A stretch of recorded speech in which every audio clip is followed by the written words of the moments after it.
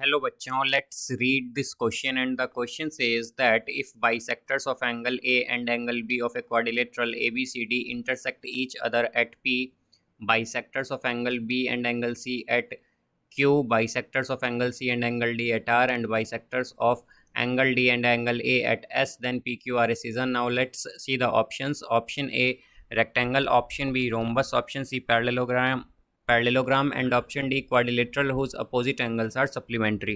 तो आइए अब इस क्वेश्चन को यहाँ पर हम सॉल्व कर लेते हैं। इस क्वेश्चन में हमसे कहा गया है कि जो बाइसेक्टर्स हैं एंगल ए और एंगल बी के quadrilateral A B C D में वो इंटरसेक्ट करते हैं पी पर। जो बाइसेक्टर्स हैं एंगल बी और एंगल सी के वो इंटरसेक्ट करते हैं क्यू पर। जो बाइसेक्टर्स हैं एंगल सी और एंगल डी के वो इंटरसेक्ट करते हैं आर पर। और जो बाइसेक्टर्स हैं एंगल डी और एंगल ए के वो यहाँ पर इंटरसेक्ट करते हैं एस पर। तो हमें बताना है कि पी क्यू आर एस यहाँ पर क्या होगा। तो हम की कॉन्सेप्ट यूज़ करेंगे, concept that sum of all vertex. तो जो सम होता है हमारे पास वर्टेक्स एंगल्स का इन क्वाड्रिलेटरल में वो होता है 360 डिग्री। तो यहाँ से अब अगर हम देखें तो हमारे पास लेट्स सपोज ये एक क्वाड्रिलेटरल है जिसे हम मानेंगे यहाँ पर ए बी सी डी। ये हमारे पास ए बी सी डी एक क्वाड्रिलेटरल हो गया। अब इसमें जो बाइसेक्टर्स हैं एंगल ए और एंगल बी के ये कहाँ पर मीट करेंगे या इंटरसेक्ट करेंगे पी पर। इसी तरह जो बाइसेक्टर्स हैं एंगल बी और एंगल सी के ये यहाँ पर इंटरसेक्ट करेंगे क्यू पर। और जो बाइसेक्टर्स हैं एंगल सी और एंगल डी के वो इंटरसेक्ट करेंगे आर पर। और जो बाइसेक्टर्स हैं एंगल डी और एंगल ए के ये इंटरसेक्ट करेंगे हमारे पास एस पर। तो ये इस तरह से हमारे पास फिगर आ गई यहाँ पर जो हमें यहाँ पर क्वेश्चन दिया है उसकी। तो अब अगर हम देखें तो इसके अकॉर्डिंग हमारे पास क्या होगा, जो एंगल क्यू पी एस है अगर हम यहाँ पर डायग्राम में देखें तो जो एंगल क्यू पी एस है ये इक्वल होगा एंगल ए पी बी के बिकॉज ये दोनों एंगल कैसे हैं, ये वर्टिकली अपोजिट एंगल्स हैं। और हम जानते हैं कि वर्टिकली अपोजिट एंगल्स जो होते हैं हमारे पास वो इक्वल होते हैं। तो इसलिए ये क्या होंगे, इक्वल होंगे यहाँ पर। अब इसी तरह अगर हम देखें तो हमारे पास जो ट्रायंगल है ए पी बी, इसमें जैसा कि हम जानते हैं कि किसी भी ट्रायंगल में हमारे पास क्या होता है कि जो तीनों एंगल्स होते हैं या हम कहें कि जो इंटरनल एंगल्स होते हैं उनका सम क्या होता है 180 डिग्री। तो यहाँ से हमारे पास क्या होगा कि angle A P B plus, अब यहाँ से अगर हम देखें तो हमारे पास जो ए पी है ये क्या है, बाइसेक्टर है एंगल ए की। तो अगर ये बाइसेक्टर है तो यहाँ पर बेसिकली हमारे पास जो एंगल पी ए बी है ये क्या होगा, हाफ ऑफ एंगल ए। तो इसे हम क्या लिख सकते हैं, हाफ ऑफ एंगल ए। फिर इसी तरह अगर हम देखें तो प्लस जो हमारे पास ये पी बी है ये क्या है, बाइसेक्टर ऑफ एंगल बी। तो यहाँ पर एंगल पी बी ये क्या होगा, ये हाफ ऑफ एंगल बी लिख सकते हैं इसे हम। तो ये होगा हाफ ऑफ एंगल बी। तो इन सब का सम क्या आ जाएगा हमारे पास 180 डिग्री, बिकॉज ये क्या है, ये इंटरनल एंगल्स हैं हमारे पास ट्रायंगल के।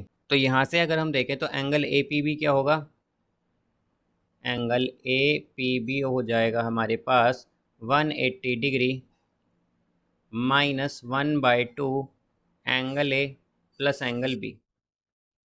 ये आ गया यहाँ पर। अब यहाँ पर अगर हम ये जो इक्वेशन आई थी हमारे पास Q P S is equal to angle A P B, अगर इसे हम फर्स्ट माने तो हमारे पास ये जो angle A P B equal है 180 degree -1/2 of angle A plus angle B, ये क्या हो जाएगा, इसे हम इक्वेशन 2 मान लेंगे यहाँ पर। अब इसी तरह अगर हम देखें तो हम क्या कह सकते हैं कि फ्रॉम फर्स्ट एंड सेकंड, तो फर्स्ट और सेकंड से हमारे पास क्या आएगा कि हमारे पास ये एंगल ए पी बी यहाँ पर क्या था इक्वेशन फर्स्ट में, एंगल क्यू पी एस, और यहाँ पर है 180 degree -1/2 angle A plus angle B. तो इसे हम कह सकते हैं कि हमारे पास एंगल क्यू पी एस जो हो जाएगा वो इक्वल होगा 180 degree -1/2 of angle A plus angle B. ये आ गया यहाँ पर। इसे अब यहाँ पर हम इक्वेशन थर्ड मानेंगे। अब इसी तरह अगर हम देखें तो हमारे पास एंगल क्यू आर एस जो है ये हमारे पास एंगल क्यू पी एस आया है। तो इसी तरह अगर हम देखें तो हमारे पास एंगल क्यू आर एस क्या होगा, या फिर हम कह सकते हैं कि सिमिलरली हमारे पास क्या होगा कि जो एंगल क्यू आर एस है ये इक्वल हो जाएगा 180 degree minus 1/2 of angle C plus angle D. ये half of angle C plus angle D के इक्वल आएगा हमारे पास, इसी तरह जिस तरह से हमने यहाँ पर angle Q P S find किया है। तो यहाँ से हमारे पास अगर इसे हम इक्वेशन फोर्थ मान लें यहाँ पर और थर्ड और फोर्थ को ऐड कर दें तो हमारे पास angle Q P S plus angle Q R S ये दोनों किसके इक्वल होंगी, 180 degree plus 180 degree, 180 degree plus 180 degree, और ये आएगा फिर -1/2 हम कॉमन ले लेंगे तो क्या आएगा, angle A plus angle B plus angle C और प्लस एंगल डी। तो यहाँ से ये होगा angle Q P S plus angle Q R S is equal to 360 degree minus half of. अब यहाँ पर अगर हम देखें तो angle A plus angle B plus angle C plus angle D क्या है हमारे पास, ये एंगल्स हैं इस क्वाड्रिलेटरल के, और हम जानते हैं कि जो वर्टेक्स एंगल होते हैं क्वाड्रिलेटरल में उनका सम क्या होता है 360 डिग्री। तो यहाँ पर ये सब क्या आ जाएंगे हमारे पास 360 डिग्री आ जाएगा यहाँ से। तो अब अगर हम देखें तो ये होगा हमारे पास 360 डिग्री माइनस 180 डिग्री, तो इसे हम क्या कह सकते हैं कि आया है हमारे पास 180 डिग्री। तो angle Q P S plus angle Q R S क्या है हमारे पास 180 डिग्री।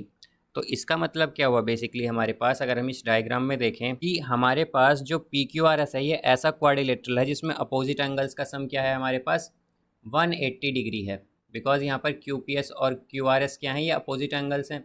तो इनका सम अगर 180 डिग्री है तो हम क्या कहेंगे यहाँ पर कि इसका करेक्ट आंसर होगा हमारे पास option D, that quadrilateral whose opposite angles are supplementary. तो पी क्यू आर एस एक ऐसा क्वाड्रिलेटरल है जिसके अपोजिट एंगल्स का सम सप्लीमेंट्री यानी कि 180 डिग्री है।